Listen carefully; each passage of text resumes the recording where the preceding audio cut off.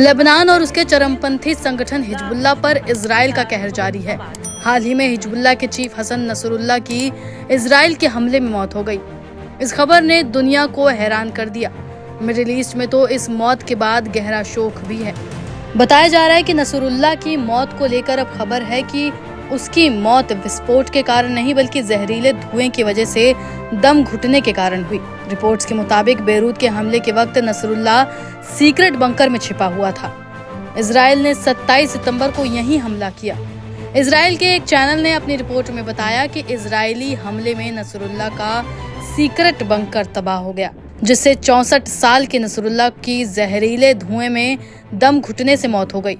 दरअसल भारी विस्फोट की वजह से जहरीले धुएं के कारण बंकर के अंदर उसे सांस नहीं आ रही थी। बताया जा रहा है कि हसन नसरुल्लाह जिस इमारत में था उसके आसपास के ब्लॉक में इजराइल ने 80-85 बंकर बस्टर बम गिराए थे।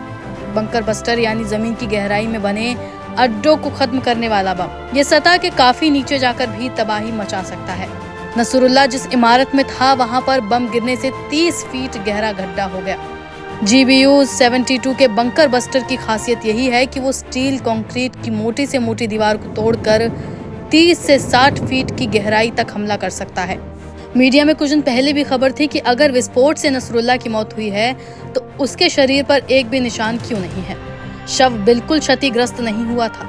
अब दम घुटने वाली खबरें इस बात की पुष्टि कर रही हैं कि विस्फोट से नहीं बल्कि दम घुटने से उसकी जान चली गई। हालांकि हिजबुल्लाह ने अभी तक नसरुल्लाह की मौत के कारणों का खुलासा नहीं किया है। क्या है बंकर बस्टर बम?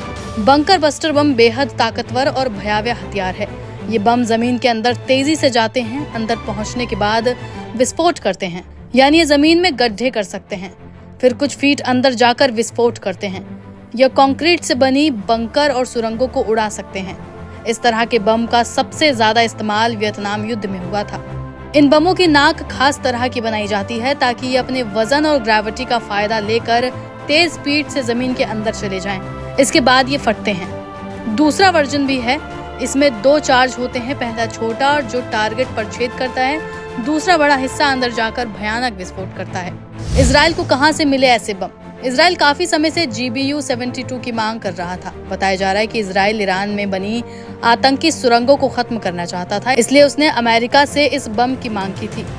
पहली बार उसने GBU 72 के सबसे आधुनिक वर्जन को देने की अपील की थी। ये बम इस समय दुनिया का सबसे आधुनिक बंकर बस्टर है।